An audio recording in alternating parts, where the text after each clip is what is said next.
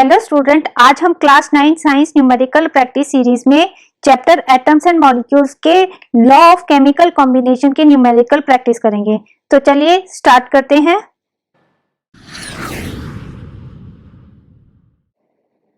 Numericals को अच्छे से समझने के लिए हमें लॉ ऑफ केमिकल कॉम्बिनेशन के बारे में भी समझना जरूरी है। पहला लॉ है लॉ ऑफ कंजर्वेशन ऑफ मास। इस लॉ के हिसाब से मास can neither be created not destroyed in a chemical reaction. इसका मतलब है कि जब कोई केमिकल रिएक्शन होती है तो मास ना क्रिएट होता है और ना ही डिस्ट्रॉय होता है। न्यूमेरिकली हम इसको यूज करेंगे, mass of the reactant should be equal to mass of the product. ठीक है। दूसरा law law of constant proportion है। इसके हिसाब से किसी केमिकल सब्सटेंस में elements are always present in a definite proportion. इसका मतलब दूसरे वर्ड्स में हम कह सकते हैं किसी कंपाउंड में number of atoms her elements के कांस्टेंट होते हैं। जैसे वाटर लेते हैं तो वाटर के हर मॉलिक्यूल में 2 एटम हाइड्रोजन के और 1 एटम ऑक्सीजन का होता है, प्रेजेंट होता है। तो ये लॉ ऑफ कांस्टेंट प्रोपोर्शन है। पहले न्यूमेरिकल में in an experiment 15.94 gram of copper sulphate reacts with 8.0 gram of sodium hydroxide. ठीक है, इनके बीच में रिएक्शन होती है और फॉर्म करते हैं 9.74 of copper hydroxide gram and 14.2 gram of sodium sulphate. ठीक है, इनके बीच में रिएक्शन होती है।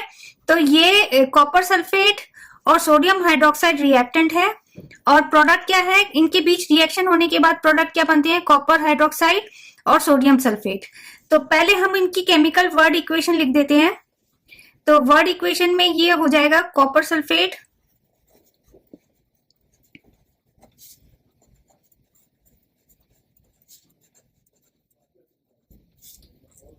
प्लस सोडियम हाइड्रोक्साइड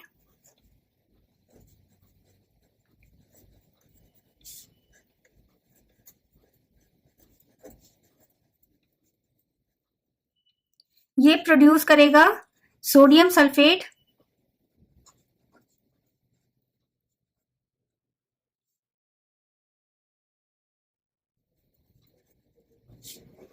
और कॉपर हाइड्रोक्साइड।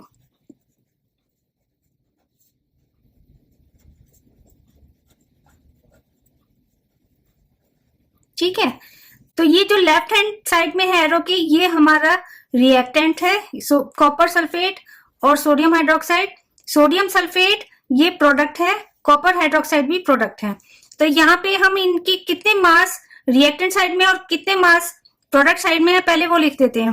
तो 15.94 ग्राम ऑफ कॉपर सल्फेट, तो यहाँ पे इसके नीचे लिख देते हैं 15.94 ग्राम। ठीक है, सोडियम का कितना है 8.0 ग्राम ऑफ सोडियम हाइड्रोक्साइड।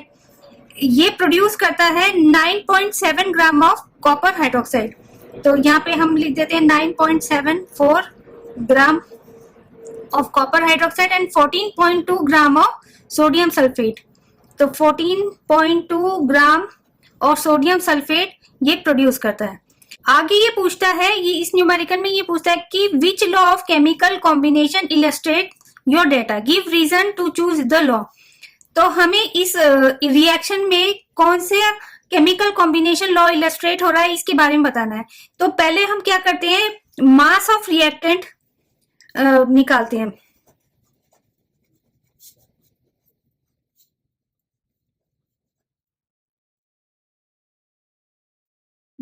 रिएक्टेंट क्या है, कॉपर सल्फेट और sodium hydroxide.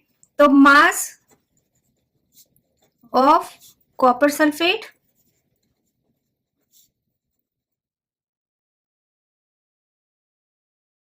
Plus mass of sodium hydroxide.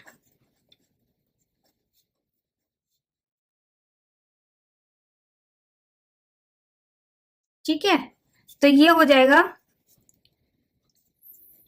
15.94 plus 8.0 is equal to, अगर हम इसे ऐड करेंगे तो ये हो जाएगा 4 9 5 प्लस 8 13 3 कैरी 1 23.94 ग्राम।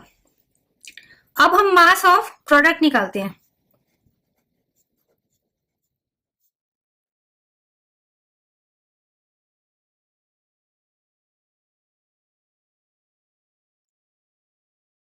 प्रोडक्ट हमारा क्या है, सोडियम सल्फेट और copper hydroxide.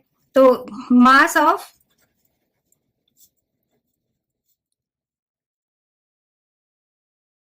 Sodium sulphate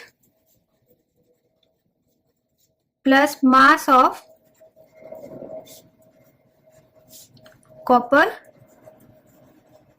hydroxide, ठीक है। ये हो जाएगा 14.2 प्लस 9.74 इज इक्वल टू, हम इनको ऐड करते हैं,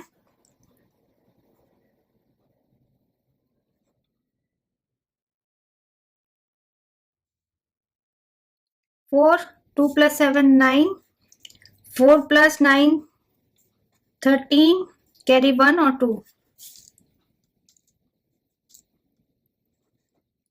तो हम यहाँ पे देखते हैं कि टोटल मास ऑफ रिएक्टेंट 23.94 ग्राम है और टोटल मास ऑफ प्रोडक्ट भी 23.94 ग्राम है। तो इसका मतलब है कि रिएक्शन से पहले जितना मास था, रिएक्शन के बाद भी उतना ही मास है। तो ये लॉ ऑफ कंजर्वेशन ऑफ मास को इलस्ट्रेट करता है, ठीक है। तो हम इसमें आंसर में लिख देते हैं, since the sum of masses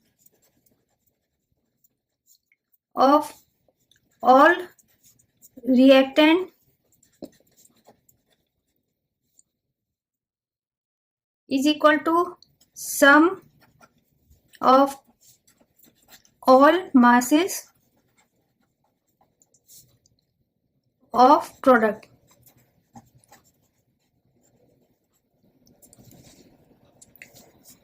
So the reaction is in the agreement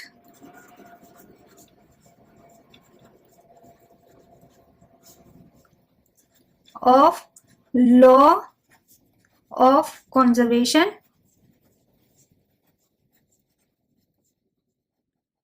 of mass।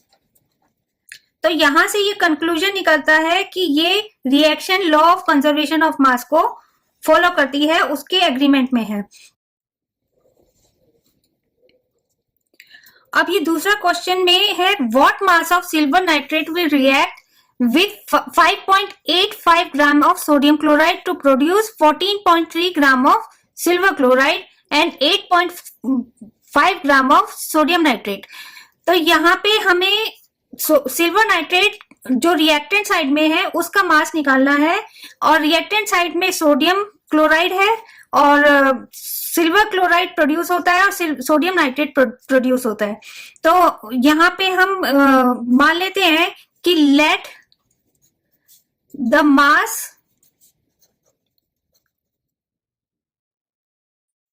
Of silver nitrate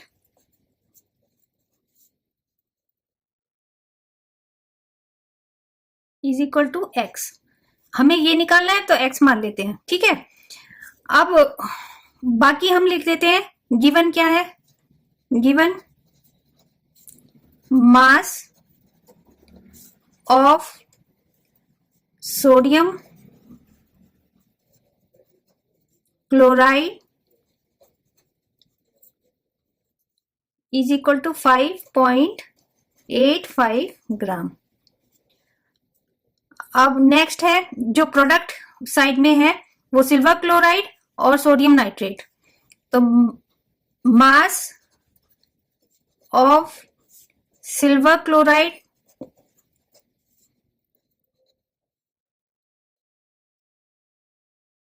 is equal to 14.35 gram, mass of sodium nitrate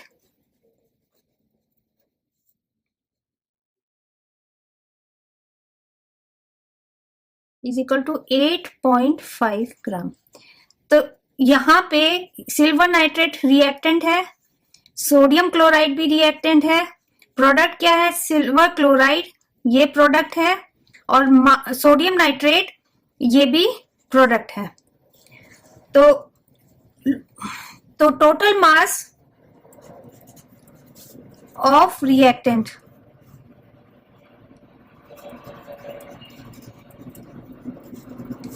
is equal to x है सिल्वर नाइट्रेट का हमने माना है plus 5.85। ठीक है, total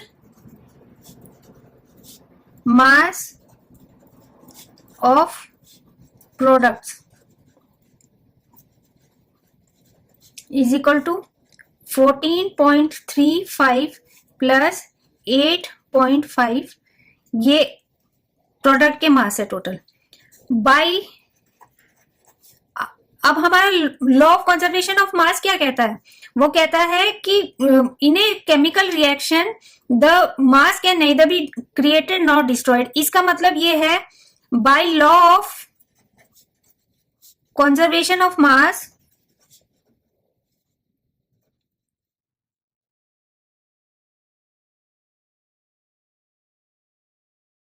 total mass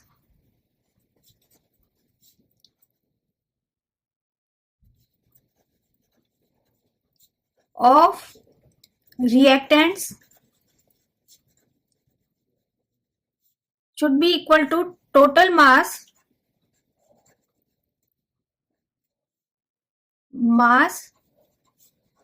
of products। ठीक है, तो टोटल मास ऑफ रिएक्टेंट क्या है? x plus 5.85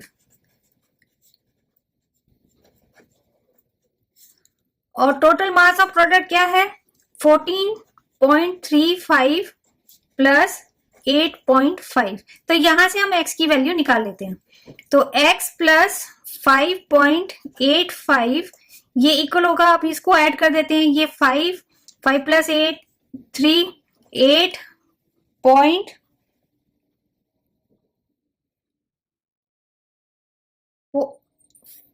4 plus 8 12 2 carry 1 22.85 gram.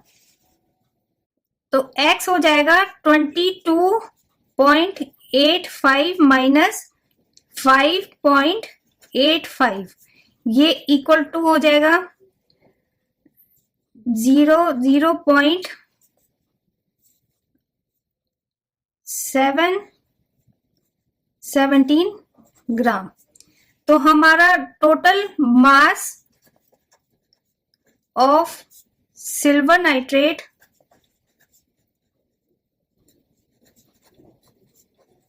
Is equal to 17 gram यहां से आ जाता है। तो ये हमारा आंसर होगा।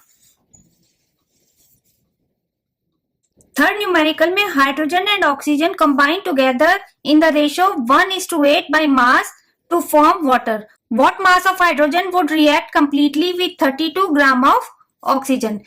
Law of constant proportion ये suggest करता है कि in a chemical reaction elements are always present in a definite proportion by mass। ठीक है, इसका मतलब ये है कि रिएक्टेंट आपस में डेफिनेट प्रोपोर्शन में रिएक्ट करते हैं और जो प्रोडक्ट बनता है उसमें जो एलिमेंट्स प्रेजेंट होते हैं वो डेफिनेट प्रोपोर्शन में ही प्रेजेंट होते हैं। तो इसका मतलब ये है कि अगर एक रिएक्टेंट किसी रेशो से हम उसको बढ़ाते हैं तो दूसरा रिएक्टेंट जो रिएक्ट करता है उसी प्रोपोर्शन से बढ़ जाता है। अब इस रिएक्शन को हम पहले लिख लेते हैं। हाइड्रोजन प्लस ऑक्सीजन ये प्रोड्यूस करेगा वाटर, जिसका फॉर्मूला है H2O। ठीक है, यहां पे हम देखते हैं हाइड्रोजन और ऑक्सीजन 1:8 के रेशो में रिएक्ट करता है। ठीक है, अगर एक रिएक्टेंट को बढ़ाया या घटाया जाता है तो दूसरा रिएक्टेंट अगर कंप्लीटली रिएक्ट करता है तो उसी रेशो और प्रोपोर्शन से कम या ज्यादा होता है। तो यहाँ पे ये क्या कहता है, ये क्वेश्चन कह रहा है कि what mass of hydrogen would react completely with 32 gram of oxygen. तो यहाँ पे हम x मान लेते हैं, x gram will completely react with 32 gram of water और यहाँ पे उसी रेशो में ये इंक्रीज और डिक्रीज होगा। इसको निकालने का सिंपल तरीका होता है, क्योंकि उसी रेशियो और प्रोपोर्शन में इंक्रीज और डिक्रीज होता है, इसको सिंपल तरीके से निकालते हैं। जो आपने बचपन से करते आ रहे हैं यूनिटरी मेथड, उसी से निकालेंगे। तो जैसे जैसे 8 बॉक्सेस का रेट ये इतने रुपीस है, तो 32 बॉक्सेस का रेट कितना होगा, सिंपल उसी तरीके से हमने निकालना है। तो यहाँ पे हम यहाँ से स्टार्ट करेंगे, क्योंकि ऑक्सीजन का हमें पता है, हमें क्या निकालना है, हाइड्रोजन का मास 32 ग्राम ऑक्सीजन के साथ कितना ऑक्सीजन के साथ कंप्लीटली रिएक्ट करेगा। तो यहां से स्टार्ट करते हैं। 8 ग्राम of oxygen reacts with equal to 1 gram of hydrogen. ये 1:8 की रेशो में है, तो हम ग्राम्स में इसको कन्वर्ट कर देते हैं, उसी के इक्विवेलेंट मास में वो रिएक्ट करेगा। बाय मास में प्रेजेंट होता है ना। तो अब क्या है कि 1 ग्राम of oxygen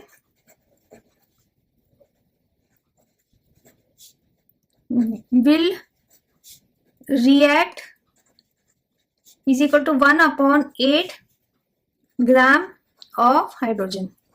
same unitary method से करना है, ठीक है। तो अब 32 gram of oxygen will react is equal to 1/8 into 32, ये कैंसिल हो गया, 4 टाइम्स आ गया, is equal to 4 gram of hydrogen. तो ये हमारा आंसर आ गया, 32 gram of oxygen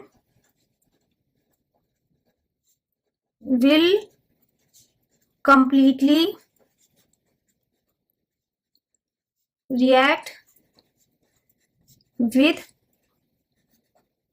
4 gram of hydrogen. तो ये हमारा आंसर हो गया।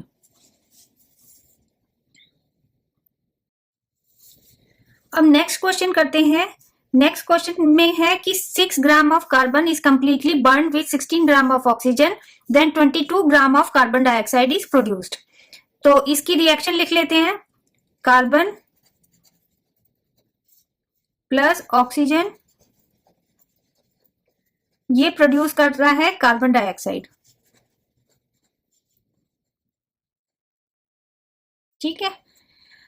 अब ये यहां पे हम गिवन लिख देते हैं, 6 ग्राम रिएक्ट करता है 16 ग्राम ऑक्सीजन के साथ, और प्रोड्यूस कितना है बाय कंजर्वेशन ऑफ मास 6 + 16 22 ग्राम, ये इसको फॉलो कर रहा है, और ये गिवन भी है। तो ये 6 gram carbon 16 gram oxygen 22 gram of carbon dioxide produce करता है। तो ये किस रेशो में कर रहा है, 6 बाय मास 6:16, ये प्रोड्यूस कर रहा है 22 gram of carbon dioxide. Carbon dioxide का फॉर्मूला CO2 होता है, तो हम इसको ब्रैकेट में लिख देते हैं। तो 6:16 is equal to 22 gram of carbon dioxide ये उसमें प्रोड्यूस कर रहा है। The law of constant proportion ये सजेस्ट करता है in a substance element are always present in a definite proportion. तो इसका मतलब है कि अगर हम रिएक्टेंट को बढ़ाते हैं तो उसी प्रोपोर्शन में प्रोडक्ट में एलिमेंट प्रेजेंट होंगे जिसमें वो पहले थे। तो यहाँ पे क्या है कि जो रेशो हम यहाँ पे लिखेंगे सेम उसी रेशो में प्रोडक्ट साइड में भी बाय मास इंक्रीमेंट होगा। तो यहाँ पे क्या है कि नेक्स्ट में ये कहता है कि 12 ग्राम of carbon is burn with 50 grams of oxygen. तो क्या है कि जरूरी नहीं है कि ये कंप्लीटली रिएक्ट करे, कोई भी रिएक्टेंट जितना मर्जी प्रेजेंट हो एक ही रेशो में रिएक्ट करेगा, उतने ही ग्राम रिएक्ट करेगा। जैसे यहाँ पे 6 ग्राम सिर्फ 16 ग्राम ऑक्सीजन से के साथ रिएक्ट करेगा, ना कम ना ज्यादा। तो यहाँ पे क्या है कि जब 12 ग्राम of carbon is burn with 50 ग्राम, तो इसका मतलब ये नहीं है कि ये 50 ग्राम ऑफ ऑक्सीजन कंप्लीटली रिएक्ट करेगा, कुछ अनरिएक्टेड भी हो जाएगा। तो उसी अगर हम रेशो से बढ़ाते हैं तो ये 12 क्या है, 6 2 12 है, तो हम लिख सकते हैं 6 × 2 तो उसी रेशो में दूसरा रिएक्टेंट भी इंक्रीज हो जाएगा, ठीक है। तो यहाँ पे क्या हो जाएगा 16 इंटू 2, और उसी रेशो में ये प्रोडक्ट भी इंक्रीज होगा, तो 22 into 2 gram of carbon dioxide is produce, मतलब कि 12 ग्राम of carbon reacts with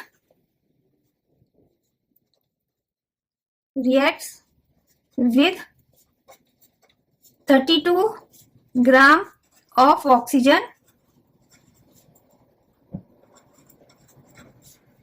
to produce कितने ग्राम, 22 टू जा 44 ग्राम ऑफ कार्बन डाइऑक्साइड, ठीक है। उसी रेशो में सभी रिएक्टेंट और प्रोडक्ट उसी रेशो में बढ़ जाएंगे। सेम इंटू 2 कर दिए दोनों तरफ, तो यहाँ पे क्या है कि 12 ग्राम कार्बन, तो 12 ग्राम तो कंप्लीटली है, और 32 gram of oxygen is required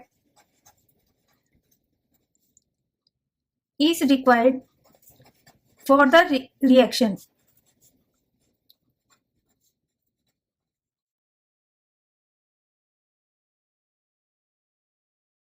लेकिन मास कितना है, 50 gram. Total mass of oxygen present is equal to 50 gram, ठीक है। रिमेनिंग, अब जो अनरिएक्टेड है, remaining mass of oxygen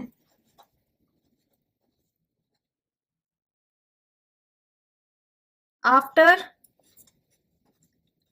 reaction, पहले कितना था 50 ग्राम, लेकिन रिएक्शन में कितने ने पार्टिसिपेट किया, वो है 32 ग्राम, तो ये है 32, तो आपका हो जाएगा 18 ग्राम रिमेनिंग हो जाएगा, तो 18 ग्राम रिमेनिंग। तो यहाँ पे ये क्वेश्चन पूछता है which reactant will not fully react, तो इसका आंसर है ऑक्सीजन फुली रिएक्ट नहीं होगा, and give the amount which remain unreacted, तो ये हमारा अनरिएक्टेड अमाउंट है 18 ग्राम, ठीक है। तो ये 18 ग्राम आ गया। तो अब आता है कि कौन सा, by which law of chemical combination will govern your answer, तो हमें है law which govern the answer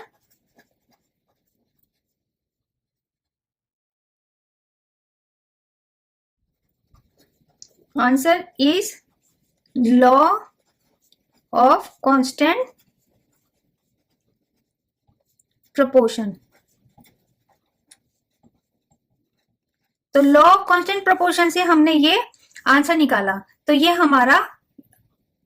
अभी कुछ क्वेश्चंस हैं इस वीडियो से रिलेटेड जिन्हें एनसीईआरटी टेक्स्ट बुक से लिया गया है, आप इनको सॉल्व करने की कोशिश कीजिए। अगर किसी भी क्वेश्चन में कोई भी डाउट होता है तो इनके सॉल्यूशन का लिंक नीचे डिस्क्रिप्शन बॉक्स में दिया गया है। इसी तरह से कुछ एक्स्ट्रा प्रैक्टिस क्वेश्चंस भी दिए गए हैं, आप इनको भी सॉल्व करने की कोशिश कीजिए। इनकी सॉल्यूशन का लिंक भी नीचे डिस्क्रिप्शन बॉक्स में दिया गया है।